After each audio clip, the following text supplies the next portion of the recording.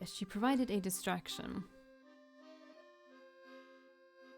She ran towards their little huddle and flung her arms around her father's torso, chattering happily about gardens and butterflies.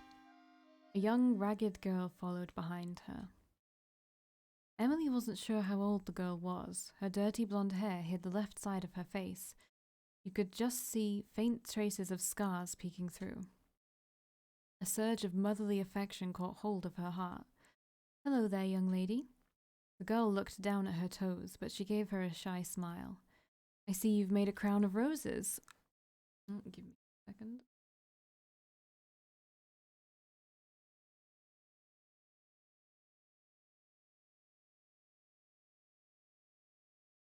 "You've made a crown of flowers. You look very pretty." "Thank you, madame." Catherine gave it to me. "Sister, this is Rosa. She's really nice. She knows the names of all the flowers in Sir Gilly's garden." Move that from his face. "Catherine, there you go again with your silly names." "Sister, help me convince Papa to let Rosa stay with us." "Catherine?" "Papa, please, just let her stay with us. She doesn't have anywhere to go." "How, Catherine? That is not very nice. Rosa here is a girl. She is not a kitten you can just pluck from the street and take home, like you always do with stray animals. Goodness knows we have all the stray cats of France living in our house. Yes, I know she's not a kitten. I know she's a girl. But shouldn't we take her home even more so?" Francois sighed. Guillaume chuckled under his breath. He was clearly enjoying this exchange. "Your daughter has some very unique views, Sir Perrier."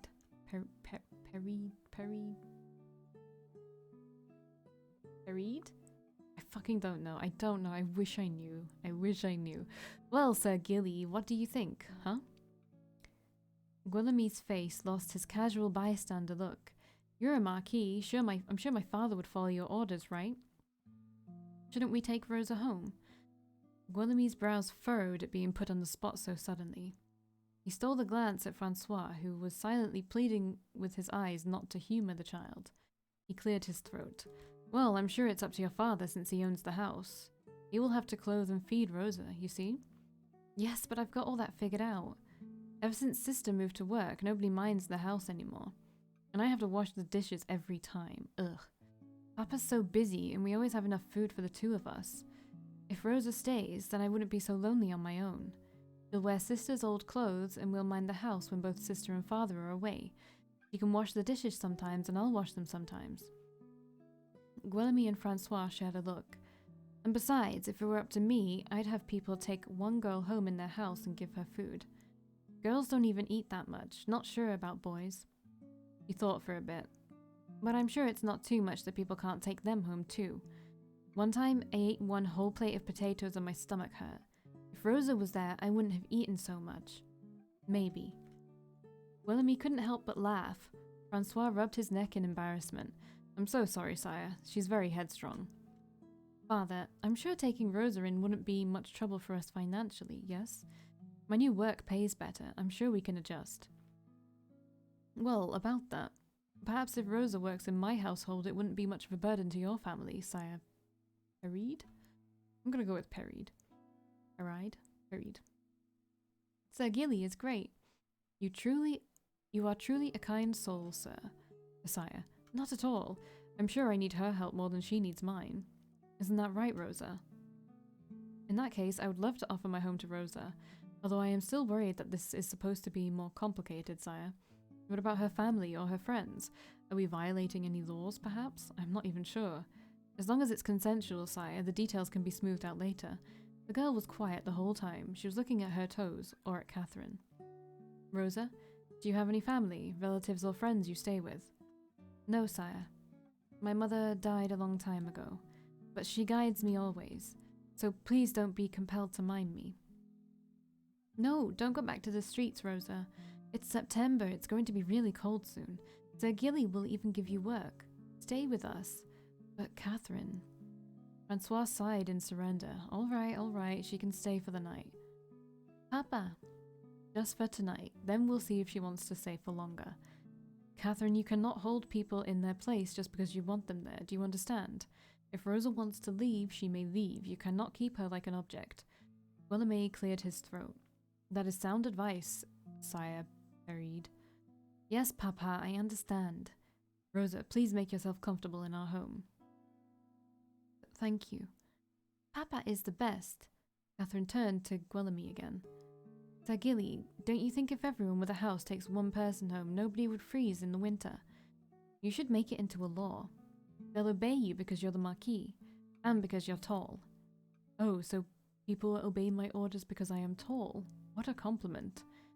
Well, you're taller than my papa, at least. He'll never be a Marquis. Francois pulled on his daughter's ear with embarrassment. Catherine, mind your manners. I'm so sorry, sire. Guillaume shook his head, his eyes trailing over the Paride family. Emily watched him curiously. The same sadness once again surfaced for the briefest moment. You have a lovely family, sire. I am quite jealous. You make me want to settle down myself someday. He chuckled. Maybe. Emily's heart skipped a beat. Did he just look at her when he said that? She couldn't be sure. Catherine is perfect the way she is.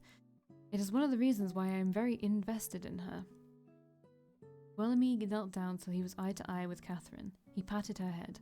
You are a very intelligent and kind-hearted girl, Catherine. You are a star. Mon étoile. I don't know, I'm so sorry. Someday I know you will change the world. At least I'd like to see you try. Mother. Oh, what's going on? Help me. My chest. Can't breathe. No. Catherine? What is happening? Can someone tell me what's happening? It doesn't say the desktop is... There is desktop audio right now, it's just very, very quiet. It's funny, is it not? They always leave you. Such is the way of the world. The more you love, the more you lose. Oh, it seems like they'll stay forever, but they never do. I'm the only one who stays, my lovely Rose. My love is the only love you need. You were always so weak. Always so loving to people who did not deserve it. I told you to get rid of her, didn't I? I told you to be wary. I knew it from the start, my Rose.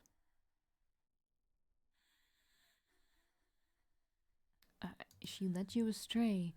Catherine was a curse. She drove you to a love I warned you about. I knew she would just cause you pain.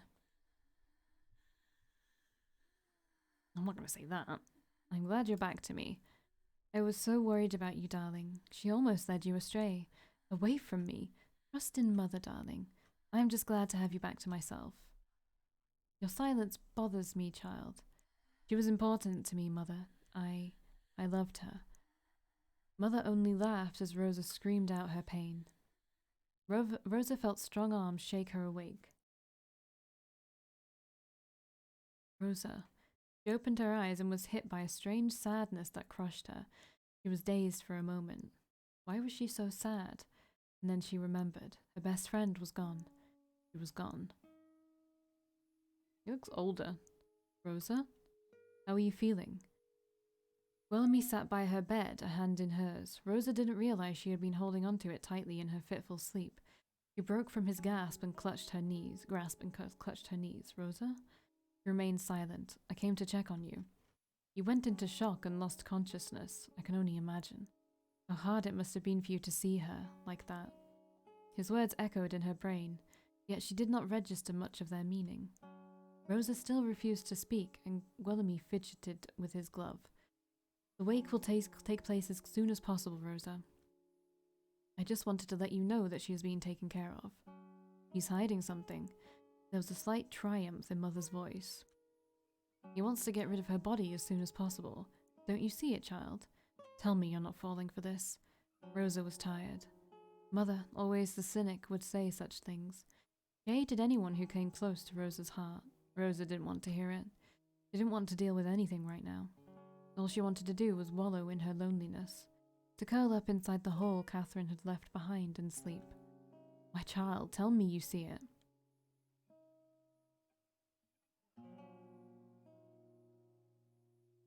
Ooh, that's a bit weird. Okay, look at how he is unperturbed by Catherine's death. There is an absence of feeling in him, don't you see? It goes beyond the usual apathy of loneliness. Did he even really love Catherine? How well do you even know him, child?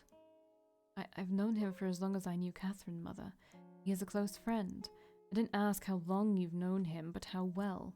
Beyond the mask that he displays in public view, do you even know his past? Do you even know any of his ambitions or secrets? He was always a private man, Mother. Think back, child.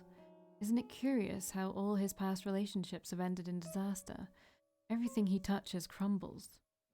That is not enough to accuse him of anything. You idiot. He is different. He does not belong. You have felt it too, haven't you? Rosa looked at Guillaume with new eyes now. A hint of doubt slithered out from beneath her sadness. Rosa wanted something to blame, a cask for all her regrets. Guillaume seemed like the perfect candidate, didn't he? Yes, you're finally seeing it. Open your eyes, child. It made sense. Guillaume and Catherine's relationship began to pewter off into coldness right before she died. The mental instability only served to compound the fracture in their relationship. Perhaps Guillaume was tired of her and had her killed off for convenience? Or perhaps Catherine, in her psychotic state, killed herself to spite him. Rosa stared at the man beside her. He is not to be trusted, child.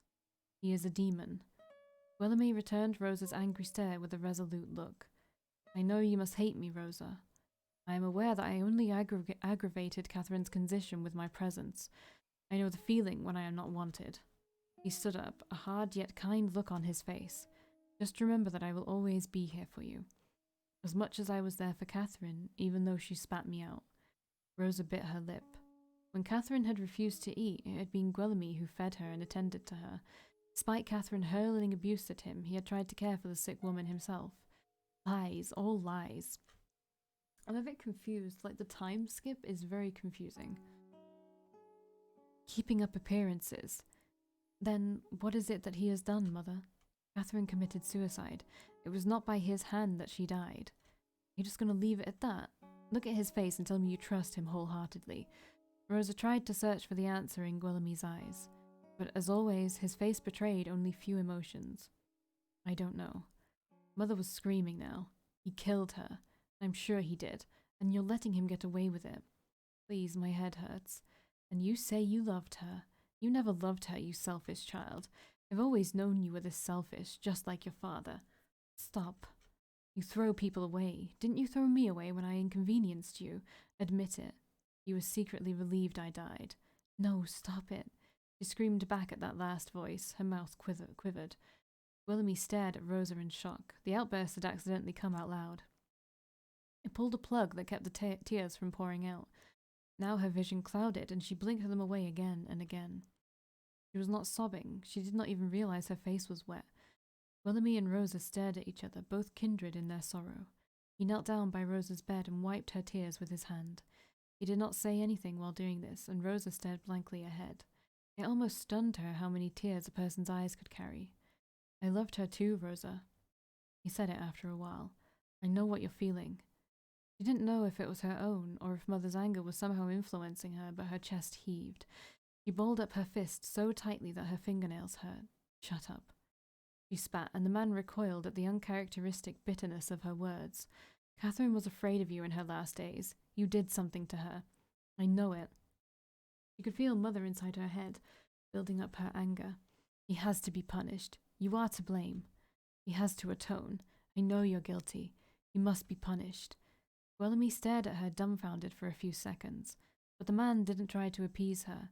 He only stepped closer to Rosa and wrapped his arms around the hysterical girl. Let go of me. I hate you. Let me go. But Guillaume didn't. If you need something to hate, then I'll accept your hate. But you must accept my comfort too. I need you too right now, Rosa. You're the only one who loved her as much as I did. Guillaume's words brought back Catherine in Rosa's mind. Almost at once, the anger was replaced with a sadness so heavy she couldn't breathe. Why was she so angry again? She was focusing on anger instead of pain. It was easier. The real tears came, all for the loss of the girl they both loved. Tomorrow was not going to come. There was only right now the loss and two friends mourning a loved one. Rosa cried until she thought she wouldn't be able to stop, and Guillaume quietly held her. Slowly, her weeping began to subside into sobs, and only then did he speak again. Stay in the chateau, Rosa.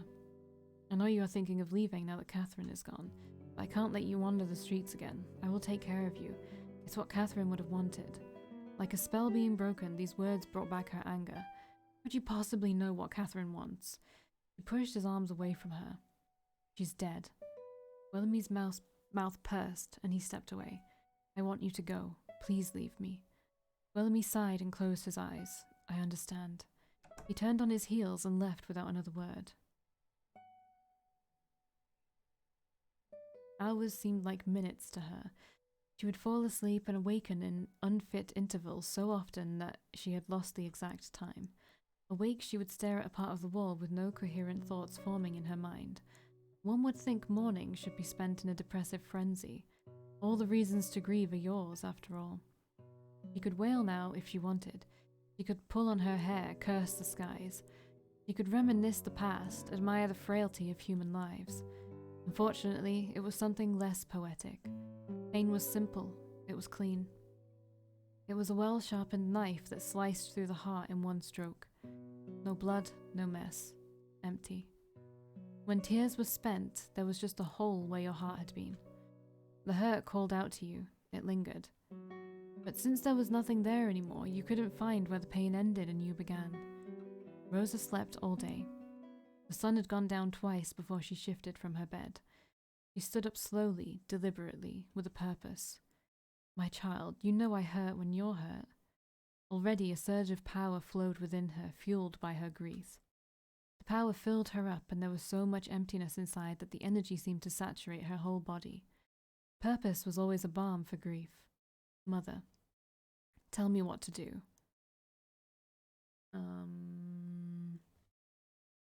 The time. Okay, retribution. Gotta go with the Fallout New Vegas line. Start with his guilt, child. Uncover his lies, crush his mask. He must pay for everything he has done. Ooh, a grudge. Rosa didn't speak, but she started to form the words in her mind, feeling them in her bones, giving life to every thought. She took a small knife and carved a symbol on her floor. It didn't need much, a guilt spell. It didn't aim to punish, it only aimed to inform. She's a witch or something? What? She needed to know how much guilt the man carried, and the source of such guilt. If the guilt was concrete and came from a direct action, then she would know Guillaume did something to Catherine. It had been a while since she had used magic. This is out of the blue. It used to be the only way she could protect herself from the world. Mother had taught her, and now Mother guided her as she cast the spell. She needed a possession of the man. Rosa opted for his voice, still fresh from memory. She focused on the last conversation they shared. You need something to hate. I will take care of you. I need you. His words made Rosa feel distress and confusion. Always, it was this way with him. The feeling wasn't foreign, it had been there for years. I will always be here for you. Rosa felt a violent force upturn her stomach. It was that horrid lurch just before vomiting. You failed. The spell collapsed in her brain. Focus, idiot child, or you'll lose your chance. Rosa tried again. This time she focused on Guillaume's eyes, cold, like flints of steel, dark and fathomless. No grief except, perhaps, for the situation. No Catherine, no pain of loss. This didn't matter to her, their relationship was dying anyway. Where was his guilt? Rosa dug deeper. She increased the chanting on her lips. No torment, no uncertainty, no guilt. Did the spell fail again? She searched once more and found nothing. There was no guilt in Guillaume's eyes. She could stop the spell now, knowing that he was innocent. If the spell had worked, then Guillaume was blameless. But this absence was most distressing. Rosa desperately pushed her mind further, almost wishing there were traces hiding beyond her reach. Guilt should be present in any loss, no matter how little. Don't we blame ourselves for our own loss? Don't we hate ourselves and punish ourselves, even if it wasn't our fault? It didn't have to be real, but we need guilt to feel pain. But Guillaume didn't have a sliver of guilt. The vicious pain took hold of her again, squeezing her stomach with murderous intent. The pain was so great, Rosa wasn't sure if the spell had failed or succeeded. Something is wrong. Before Rosa could agree with Mother, she felt a sharp pain in her throat. Rosa clutched her neck, scraping, scratching. A sharp, jagged lump was blocking her breathing. She could feel its edges crawl up her windpipe, tearing the soft walls as it moved about. The pain did not stop. Rosa fell to her knees and gagged. Huge drips of blood-spotted spit ran down her chin. She thrashed about like a woman being strangled. Mother remained calm, unaffected by Rosa's distress. Rosa was about to expel whatever it was. Tears ran down her face. The horrible acidic taste coated her tongue. Finally, she opened her mouth and forced the vile thing out. She kept her eyes shut, afraid to look at whatever had come out of her. But the choking feeling gripped her, and she puked again. The liquid dripping down her mouth thickened and congealed. It wasn't spit anymore, but blood. It gathered around her knees in a growing pool. Rosa panted. Every breath was laced with pain. But the gruesome effect had finally stopped. She wiped the sweat on her forehead. Something on the floor reflected light. She struggled to comprehend what was in front of her. She reached out with her hand, and the prick of something sharp made her recoil. She tried again, this time seeing more clearly. Rosa picked them up with shaking hands. Needles. In her palms were a handful of long metal needles. She had regurgitated them along with the blood and jagged pieces of flesh. Rosa examined them with a horrified kind of curiosity. She stuck one in her thumb and it drew more blood. They were real. They had materialized in her throat while casting the spell on Guelami. Okay. Isn't it the saying, like, if I lie, I'll swallow 1,000 needles or something like that? It's like a pinky swear or something. I don't know. That's what's coming to mind right now anyway.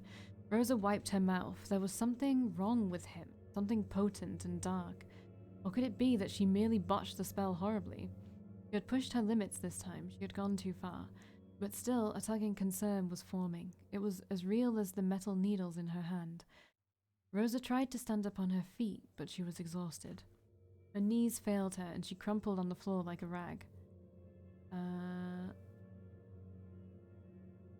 Let's get to the bottom of this. Are you quite all right, my darling? Now you see it too. There is a sinister force at work. Get up. We have a lot of work to do. We must find out what he is and stop him. Rosa stared at the needles in her hand. Who are you really, Guelami?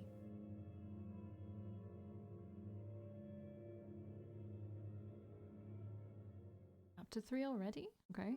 Rosa entered the room with a tray of pastries and a pot of tea. Her duties were finished and she was allowed a bit of free time. She thought of accompanying Catherine for today's piano lesson. Catherine's alive again? Or what? I'm confused. Kath, do you want some tea? The girl didn't look her way. She continued to churn out the bitter, melancholic sound from her piano. Rosa sighed, her shoulders slumped in defeat. She placed the food on the table.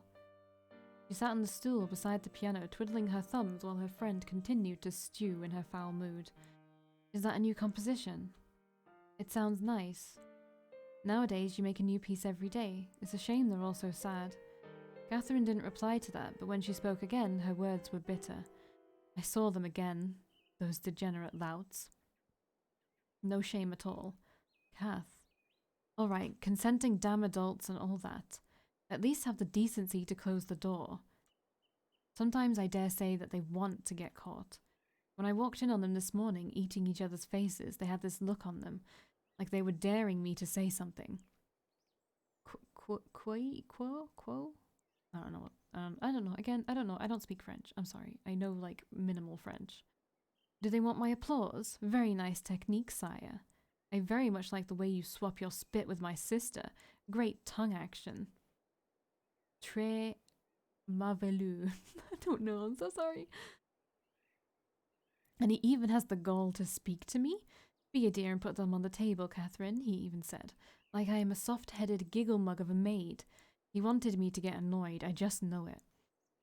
Well, fair share, I am. Catherine turned to the tea and pastries, stuffing the buttered bread into her mouth. Easy there. These damn things, these damn delicious things. She said the last part angrily, as if she blamed her troubles on the food's relish. Rosa giggled in spite of herself. Catherine wiped her mouth in mock anger. What are you laughing at, wench? It's almost comical to watch you eat when you're angry, Kath. You're like the giant monsters that attack defenseless towns in horror books. Oh yes? Catherine made sad tiny squeals and picked up another piece of bread. No, no, please spare us. She adjusted her voice and boomed out a roar. The Catharanian monster of the deep doesn't show mercy to anyone. She dropped it in her mouth and chewed savagely. Yum, annihilation is delicious with tea. The two girls giggled. Catherine's rare smile turned into a rueful laugh. And soon, Rosa felt her mood turning somber again. What happened, anyway? Aren't you annoyed by it, too? Sister has changed ever since she started helping in the chateau. Now it's all Guelamy this, Guelamy that. As if she wasn't already married. Ugh. She doesn't even care that people are talking behind her back. They're calling her a two-timing slut now. I'm tired of running around picking fights with gossipers. She hasn't even visited home for a long time. Father misses her a lot. He always asks about her. Father had worked hard all these years just to give us a comfortable life. Now he is sick and all she cares about is that dastardly Marquis. Rosa shrugged. I am a little bit annoyed, but I guess I've gotten used to it. Their lives are their own, Kath. She didn't dare divulge more than to Catherine, but it was partially true. I like Guillaume. He's a nice friend, but I love my sister. If they want to stay together, then why not fix this and have at it? But what irritates me to my damn snatch is the way they are with each other. Catherine recently found the use of expletives endearing in her speech. Rosa hoped it was a phase. They're fucking miserable. Any half-wit can see that. Yes. I've told Emily time and time again to smarten up. She's hurting a lot of people, including herself. But as if she would listen to her 16-year-old brat of a sister, Even Guillaume is depressed, I can tell. Remember when he used to come visit us here to have tea? When we used to have picnics in the afternoon? He used to run around chasing rodents in the garden. You ran around. We just watched you get dirty, actually. That is very true, you nitheads. Back then, it used to be fun visiting the chateau.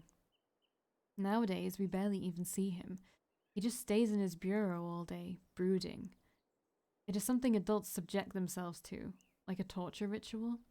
I really don't understand why two people who are clearly unhappy keep at it. Rosa did understand. At least some part of her did. She couldn't exactly explain how pain and love worked. All she knew was that it had something to do with an absurd, obsessive amount of hope. Felt Mother tugging at her mind. She loved Mother so much. Living with the Perides gave her ample comparison to her former life. She had finally accepted that Mother was cruel. And yet Mother still gave her love and kept her from wanting. Was that crazy? Perhaps it was the only love she needed. Perhaps it was what she deserved. Rosa shook the thoughts off her mind and just shrugged. I know you're just worried about your sister, Kath, but they will figure it out. Humans learn. Look at you, all profound and shit. You read any good books lately? Just the riveting account of the ugly duckling and Bar Black Sheep. Ah, the classics. I don't know how you put up with it, though. I hate reading words. In order to write, I have to learn how to read first. I want to write. Why would you want to do a dastardly thing like writing? Why would you want to hit some crazy strings until your fingers bleed? The two friends laughed again. I want to remember things. I want to write them down. But most of all, I want to feel the way you do when you play piano, Kath. Oh? The way you look when you play. You are passion and bliss in musical form. It feels like love, like magic. You inspire me to do something fulfilling and grand. Well, I'm sure you will. Hey, why not write a play one day? Oh, let's do it. You write an amazing play, and I shall provide the music. We'll travel around the country and perform. We'll make lots and lots of money and gain lots of followers. We shall be known as the Parade Caravan of Wonders. Parade? Are you sure? Puns are the best, trust me. Maybe it is parade then, because it sounds like parade. Okay. That sounds darn bratty, Kathy. Ugh. From this day forward, nobody is allowed to call me Kathy ever again. The sound of a knock interrupted their giggles. Catherine, it's me. I need to discuss something important with you. Frustrated, Catherine pouted at the sound of her sister's voice.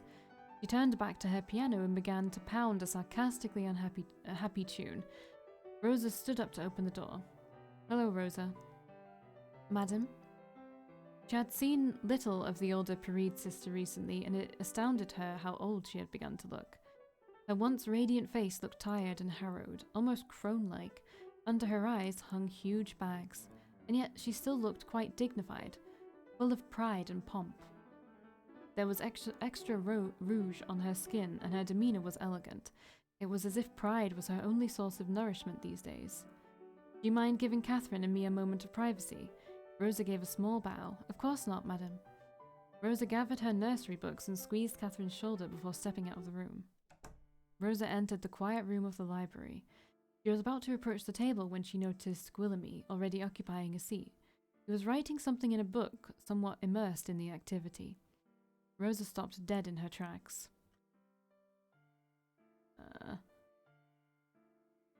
Just leave. Like, this dude's weird. I don't know what's going on with him. What are you doing just standing there? He is going to see you. Leave now while you still have a chance. All right, Mother, maybe you're right. Unfortunately, Gwilemy lifted his head and saw her by the door. Oh, hello, Rosa. Rosa took a step back. Maybe it was best to walk away as if this were a mistake. But wouldn't that be rude? He had already seen her, after all. But she had never been alone with him. It was just too awkward. Well, why not just go in? It was going to be fine. They had conversed normally before, yet that was because Catherine had been around to disperse her awkwardness. And how I look like an idiot. Gwilemy watched her pace in front of the door in amusement. Rosa decided to go in. She had already embarrassed herself enough anyway. There was little left to lose. Besides, there was nowhere else to go in this big house. She had already gotten lost in its hallways, much to the annoyance of the maitre d'. The library was her favourite place. If she stayed quietly in one corner, Rosa was sure they wouldn't bother each other. She took a seat at the farthest corner of the table and opened her book. Oh no, he's actually standing up and walking over. No, you horrible man, just sit over there while I sit over here. But Gwilemy was already beside her, peeking at what she was reading. A cold sweat spread on her scalp. Rosa, that book. Rosa began to chatter nervously. I know it's a children's book, sire. I'm teaching myself to read. I know most commoners don't really bother, but I want to learn. So please don't laugh or mock me. Gwilemy pointed to the book. It is upside down. Rosa stared at it. The ducks in the picture had their feet up in the air. Rosa squirmed, feeling the heat on her cheeks. Couldn't think of anything more embarrassing. I'm sorry. Willemy's face lost its cheer. What do you need my forgiveness for? Rosa looked up at Gwilemy. His eyes lacked the gentle glint they usually had. It was such a subtle change, something felt rather than observed. She thought he would reprimand her further. His face certainly looked like it. Instead, he sat down beside Rosa, drumming his fingers on his cheek while he watched her wordlessly. Well? Weren't you going to read? What was wrong with him today? He didn't seem like himself. Had he eaten something bad? The aura he exuded was not his usual friendly warmth. Yet, it wasn't particularly wicked. The look on his face just read slightly and eternally miffed. Rosa turned the book upright and read the words out loud. Once, That is the U with the short sound. It is pronounced like this. Gwilemy made the sound, his face still in his lazy stare. Rosa nodded and continued. Her nerves were frazzled, but she was actually at ease in his presence. She felt like a child being taught by their parent. The parent was strict, but still caring. And the child was jumpy, but eager to learn and please. Most of all, he would not hurt her for her mistakes. Rosa was almost sure. There lived. The past tense of live. Why do we change it? It is a rule of grammar that... Grammar? Gwilemy narrowed his eyes at her. Do you even know your alphabet? Rosa shook her head. You should start there. Gwilemy rose from his chair and disappeared amongst the shelves. He left behind an old thick book covered in green felt. This was what he had been writing in earlier. It looked tattered and worn.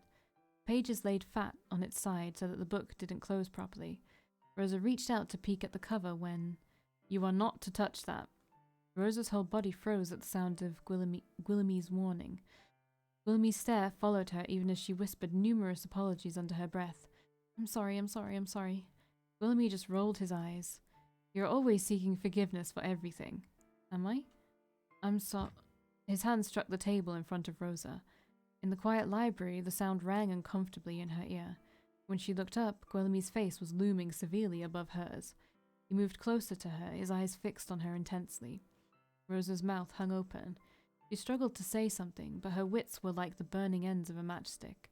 Before she could compose herself, she felt Guillemy's hand lift her chin. Rosa's heart thumped loudly in her chest. Please don't, not you too. She felt his breath on her face and her heart sank into despair. Mother's voice resounded in her head. In the end, they are all the same. He is like everyone else. She shut her eye and prepared herself for the worst, like she always did when... Then she felt her face being turned from side to side. She opened her eye to see Guillemy studying her face like a textbook. You are a fairly attractive girl.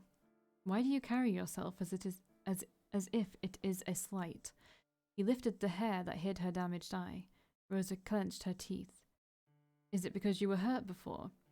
He said it so matter-of-factly, like he was stating the sky that the sky was blue. Rosa recoiled from his touch. No. I did that to myself. I wasn't talking about your eye. He placed a book on the table. It was a thin pamphlet filled with letters. There were lines on the book that instructed the user to trace letters with the quill. Rosa wanted to focus on it, but she could feel the truth in the Marquis's words stinging her. It was the way you went limp when I touched you. Next time, I advise you to fight back. If you don't want to be touched, then you don't have to be. Do you understand this? But I am weak. Says who? His eyes were humorless. The world cares not for people who think of themselves as victims, Rosa. If you need power, then be powerful. And we will learn more of his wisdom in the next video. I will see you then. Bye.